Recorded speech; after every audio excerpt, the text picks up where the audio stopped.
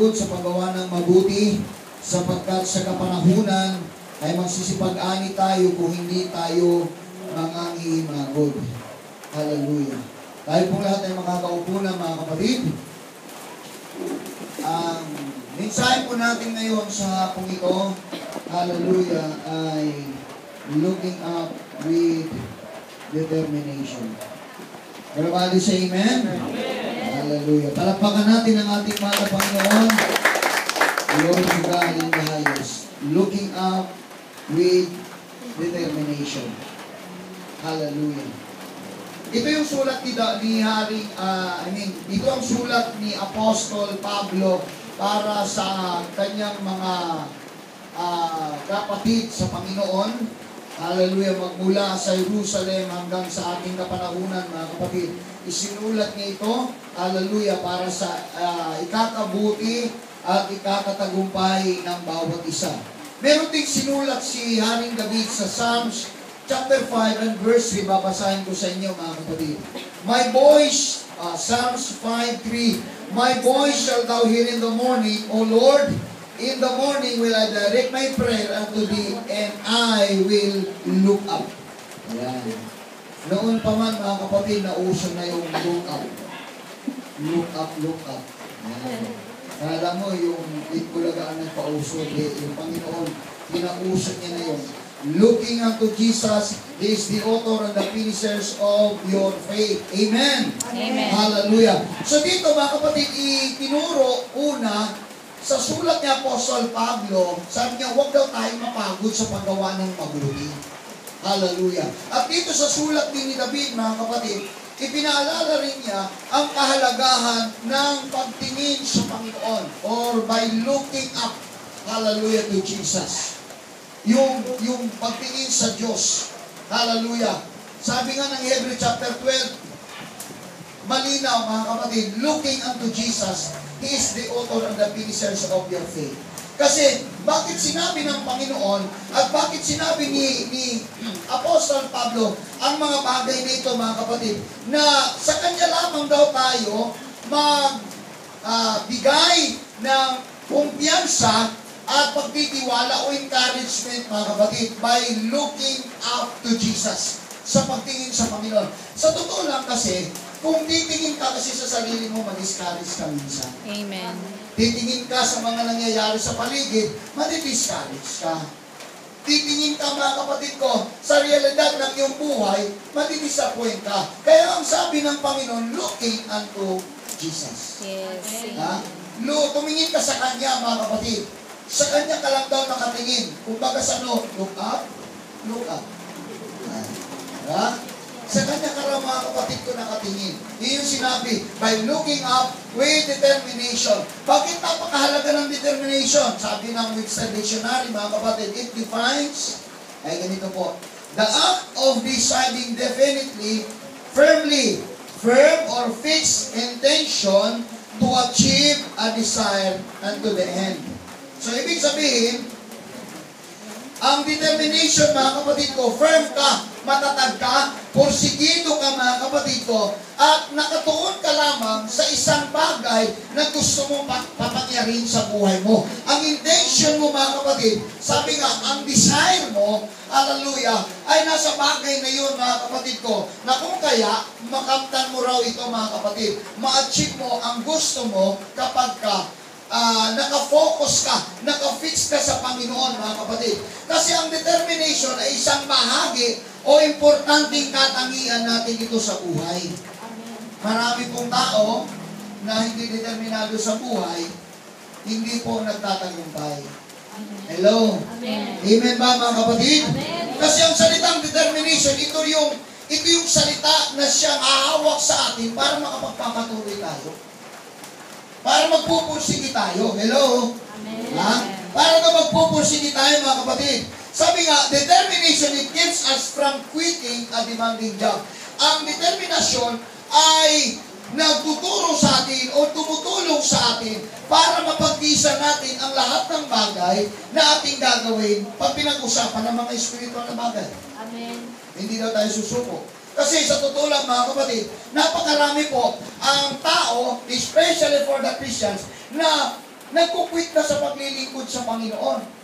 Pagkat may mga pagsubok, may mga problemang dumarating sa buhay, mga storms na dumarating sa buhay, sumusuko na mga kapatid. Kaya nga, ang sabi ng Lord, hallelujah, mamuhay daw tayo together with determination. Amen. Without determination, mga kapatid, you are a loser. Yes. Loser ka, talunan ka. Hello? Amen. Kasi sa buhay na ito, mga kapatid, marami talaga. Halimbawa, mayroon kang gusto papangyari maganda sa buhay mo. Mayroong mahadlang. Yes. Harangan ka, mga kapatid. Kasi ayaw ng demonyo, pagpapalain ka. Ayaw ng Amen. demonyo, tumatag ka. Ayaw ng demonyo, gumanda ang buhay mo. Kaya harangan niya, mga kapatid. Pero pagka determinado ka na sagasaan, huwag mo lang sikain.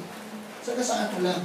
Sagasaan, mga kapatid ko, yung mga blockage sa buhay mo, yan yung tinatawag na determinado ka.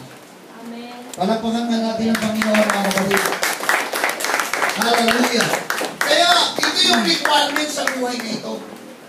Ha? Kaya pag pinag-usapan ang paglilingkod sa Panginoon, kung hindi mo sasapahan ng determinasyon, talunan ka, mga kapatid. Amen. Kagaya nga po ng kwento dito, mga kapatid, siguro sa mga ipinanganak ng mga 1980s, hindi pa ito napanood, mga kapatid. Pero kami, ako kasi 1961, ayan, si Brother Rolly, si Brother Tony, medyo halos magkakasabayan lang kami ng edad. Nangyari ito, it was November 25, 1980, mga kapatid. Sa larangan ng boxing. Kilala ng iba rito si Sugar Ray Leonard at saka si Roberto Duran. Naglaban yan, mga kapatid, for the first time naglaban sila. Sa unang arangkada nila, sa paglaban nila, mga kapatid, nanalo si Roberto Duran. Nanalo siya, ha? Si Roberto Duran, mga kapatid. Siyempre, si Sugar Ray Leonard, gusto niyang agawin muli yung kanyang titulo. Kaya ang ginawa niya, mga kapatid, ay gusto niya ng rematch. Totoo yung nangyari, mga kapatid. Gusto niya ng rematch, mga kapatid. So ito na yun, naglaban na sila, mga kapatid ko. Ang problema, mga kapatid, hallelujah, nung dumating na sa 8th round ng kanilang paglalaban, imagine na, 8th round, ang ginawa ni Roberto Duran, tinaas niya ang kanyang kamay na may gloves, at sabi niya, no mas, no mas. Ang ibig sabihin ng no mas, I quit. Di ko na kaya. Tumigil, mga kapatid ko, ang laban, at ito yung nagpamangha, hallelujah, sa boxing world, mga kapatid. Amazing daw yun. Nakaka-amaze daw na isang boksingero tumigil sa gitna ng laban na samantalang lamang siya. Ibig sabihin, sumuko siya, nag-quit. Parang ganun daw. Ang pinakamatitirang amazing, mga kapatid, pagka may mga mananampalataya na naglilingkod sa Panginoon at tumitigil. Yes. At sinasabi, no mas, pastor, no mas. Hallelujah. Magkukwit na ako. Ayaw ko nang maglingkod sa Diyos. Yes. Amen. Mas nakaka-amaze na yun. Ibig sabihin, nakakatakot. Yes.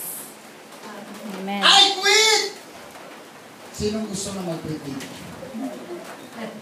Ha? Di ba marami? Yes. Marami.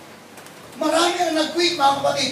Elders, pastors, leaders, members of the church, tumigil na ngayon sa paglilingkod sa Diyos. Iniiwan ang ministeryo at sinasabing, no mas! Walang pera ang church! No mas! Mahirap ang church! No Yes. mas! Magigibang bayan na lang ako doon sa green pasture. Nandoon ang pagpapala. Wala sa Pilipinas. Amen. Ilan na ang tumitigil? Ilan na ang simbahan sa may bagong silang na nawasak, mga kapatid, dahil pinag-iwanan ng mga pastor?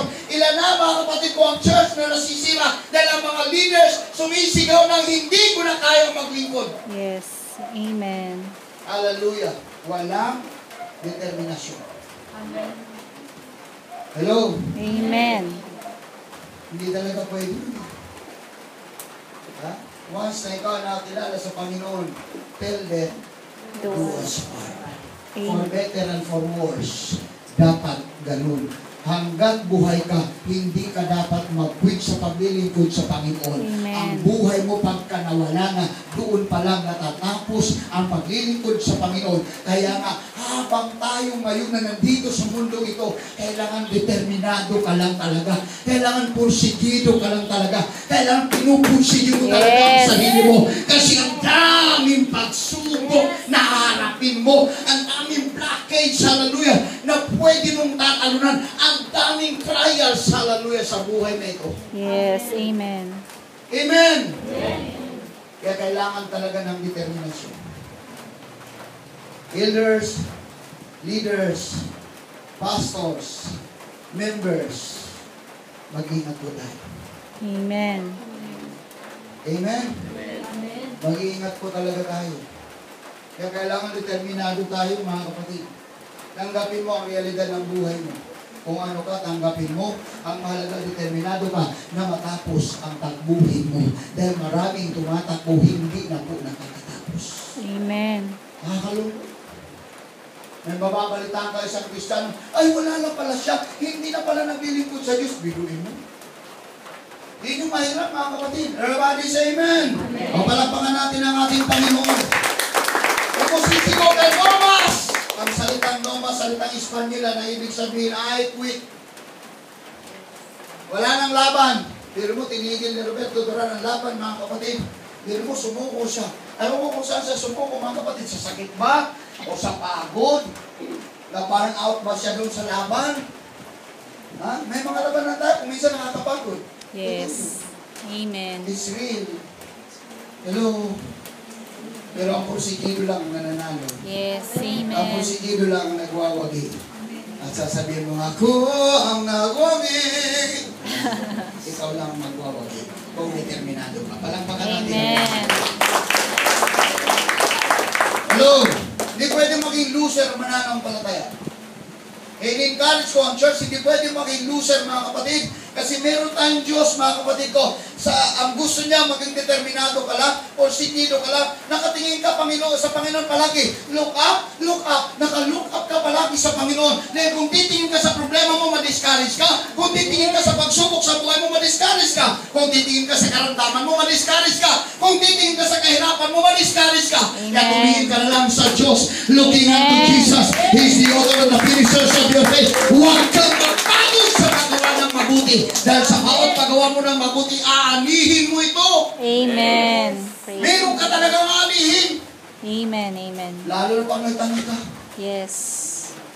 Amen. Walang nagtatanim na hindi umaani. Everybody say amen. Kaya sabi ni Pablo, let us not be weary in well-doing, for in due season, darating talaga ang panahon na ang bawat itinatanim natin sa Diyos, aanihin natin. Huwag kang mag-alala sa paglilingkod mo kahit mahirap. Nagkasira-siraan ka, naulan-ulanan ka, napupudikan ka, pero determinado ka. Yes. Napupunta sa bahay ng Diyos. Dahil alam ko, Lord, makarating na ako sa bahay mo, Panginoon. Halalut, pupurihin kita. Mag-bless na ako, Panginoon. Ang dami hatlang. Pero hindi yan hatlang, mga kapatid, kung determinado ka. Ay, kung magsimba ang ulan eh. Ha? Amen.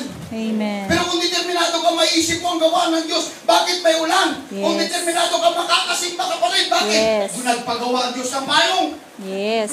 Nagpagawa ang Diyos ng kapote. Nagpagawa ang Diyos, mga kapatid ko, ng dahon ng saging. Kung wala kang payong, mayroong dahon ng saging para gawin mong payong. Yes. Para makarating ka rito, determinado ka lang. Yes. Amen. Hello? Amen? Amen. Hindi pwedeng sabihin sa Lord, Lord, pagtag-araw na lang. Ha? Kaya ako natutuwa ko pag umuulan eh. Alam ko maraming tao. Sa Bulacan kanina marami. Di ba, kahit nangalit, sabi na, Pastor, pasensya na, nalita ko, baka kasi. Di ba, sa makarating ka, determinado ka makarating. Dahil pagka nakarating ka, at maramdaman mo ang presensya ng Lord, yun yung blessing din sa buhay mo. Yun yung pagpapala sa buhay mo. Amen? Come on! Hallelujah!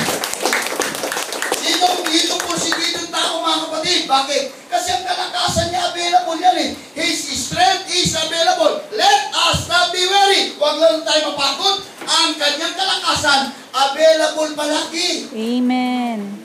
Kaya magagawa mo, I can do all things through Christ. Magagawa ko lahat ng bagay. Pero mo lahat ng bagay magagawa mo. Bakit?